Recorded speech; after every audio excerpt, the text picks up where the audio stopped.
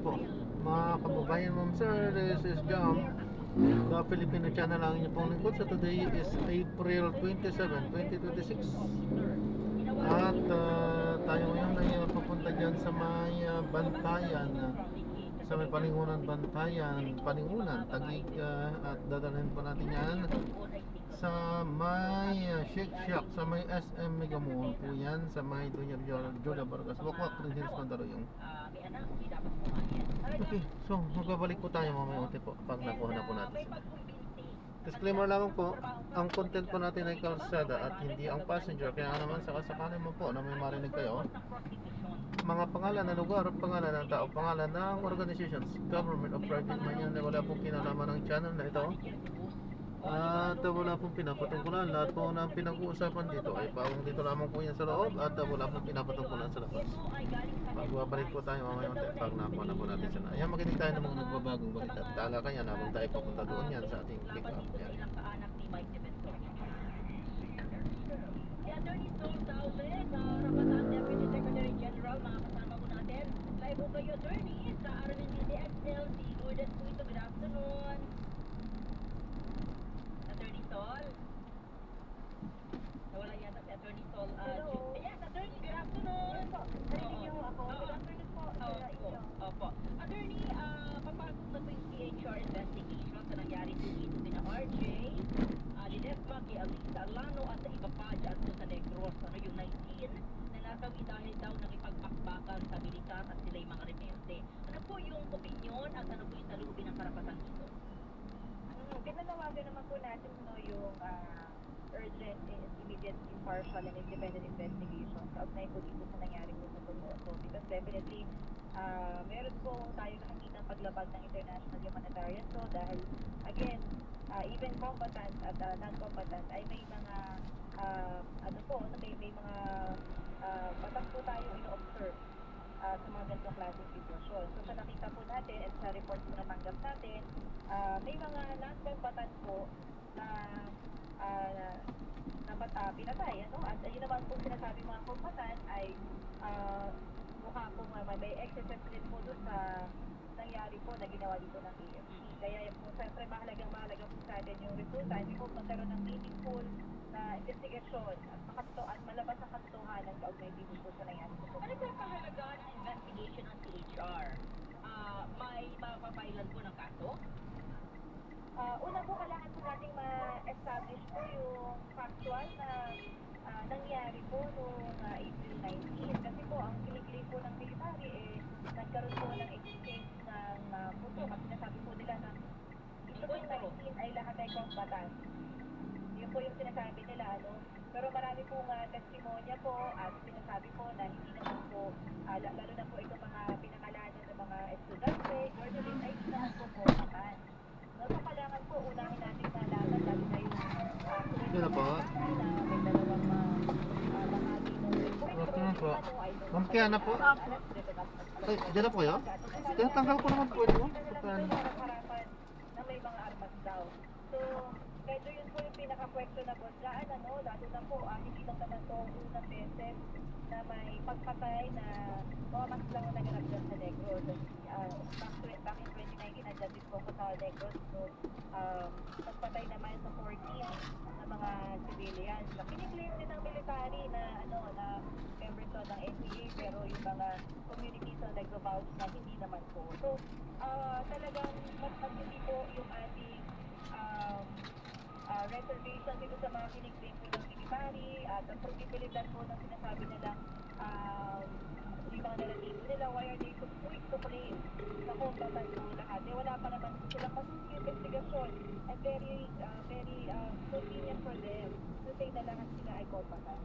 Attorney, may siguro nakarating na sa inyo yung kopya ng statement ni Defense Secretary Gibo Teodoro. Sabi niya, number 1, is estudyante ka. Ano ang ginagawa mo sa combat area? No? Kung estudyante ka, ba't nandoon ka? So may mga ganun siyang statement, no? Bakit po naandoon si Alisa at yung iba pa? Ano po? Sorry po? Again? Oo. Bakit po naandoon po yung mga estudyante ito at yung journalist?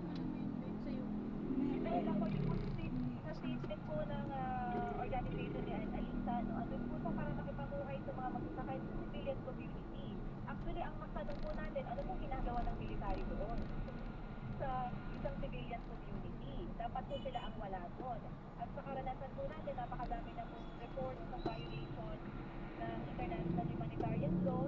Simula nung panahon pa ni Duterte, tuloy-tuloy sa panahon ni Marcos, dahil andun po, binuhusan ng military ang Negros Island because of Memorandum Order number 32, dahil sabi nila may lawless violence daw sa isla ng Negros. But in fact, nung binuhusan nila ng military ang Negros Island, sunod-sunod po, nakatanggap ako ng pagkakaulat na pamamaslang po, even yung pamilya Fausto po, Fausto Massacre, isa pa po yan, no? Hindi pa po nagkaroon ng investigasyon at pagsasara at nagkaroon ng pananagutan kung sino ba ang pumatay sa pamilya Fausto. Napakarami po, I have a long list of extrajudicial killings Negros Island, including our colleague Jana Alvarez and Attorney Benrado.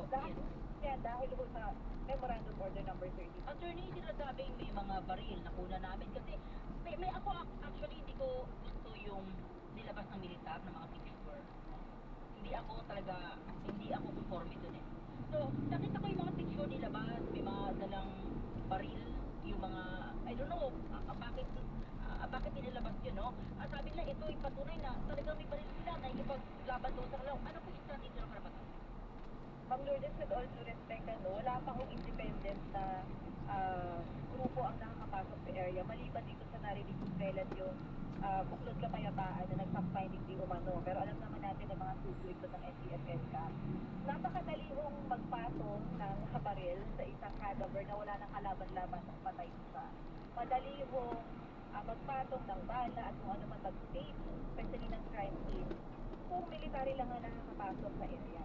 So talagang malaki hong question yan, as to how they treat the crime scene. At lalo na yung mga katawan na ano pang magagawa ng isang patay na malaking probability na bilagyan lang siya ng firearm sa kamay niya para palabasin yung buuin yung naratibo nila na NPA lahat. Napakarami ng possibilities. That's why we're calling for that independent investigation. Kasi ito hong mga tanong na to, una, at 3 a.m. nakikita ba nila yung kabarila nila para sabihin nila na they are sure na ang mga taong to ay kompetente. Pinapasok nila sa mga pamahayan ang mga mamamayan doon sa Soboto. Pangatlo, yung trajectory ng bala, meron na ba tayong investigation? Timo, bunso dito ng pagbaba ng presyohan ng langis sa world market sa gitna ng negosasyon at tigil tutukan sa pagitan ng Amerika at Iran. Ayon sa Energy Department, sapat pa ang supply ng gasolina at diesel na sa lagpas 50 araw, aba halos 40 araw naman ang supply ng liquefied petroleum gas. Bukas ang Malacanang na paimbestigahan ang sinasabing enkwentro sa Toboso Negros Occidental na ikinamatay ng 19. Ito'y matapos itanod ng Commission on Human Rights ang bilang hindi tugmang impormasyon sa pagkakakilanlan ng mga namatay. Una nang sinabi ng AFP na miyembro ng CBP-NPA ang 19, bagay na pinabulaan na naman ng Communist Party of the Philippines. Sinabi ni Palace Press Officer Ito po? Claire Castro na dapat managot ang lahat ng mapapatunayang umabuso sa kanilang kapangyarihan. Ito. Kabilang sa nasawi sa bakbakan ang isang councilor ng UP Diliman, UP Student Council na si Ingat po, God bless po. Salamat po. Filipino-American. Unang miliit ng Armed Forces of the Philippines na legitimo ang operasyon at kabilang si Alado sa nakipaglaban. Ihain sa Kamara ang panukalang magtayo at mapalakas ang mga tinatawag na last mile school o yung mga pampublikong paaralan sa mga malalayong lugar. Balita mula sa Kamara at Radyo Patrol, Pamela Vasquez, Pam.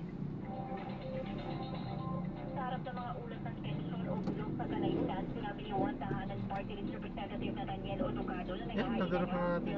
Pinagdugtong na lang natin. na mahalagang magkaroon ng access God bless po. education sa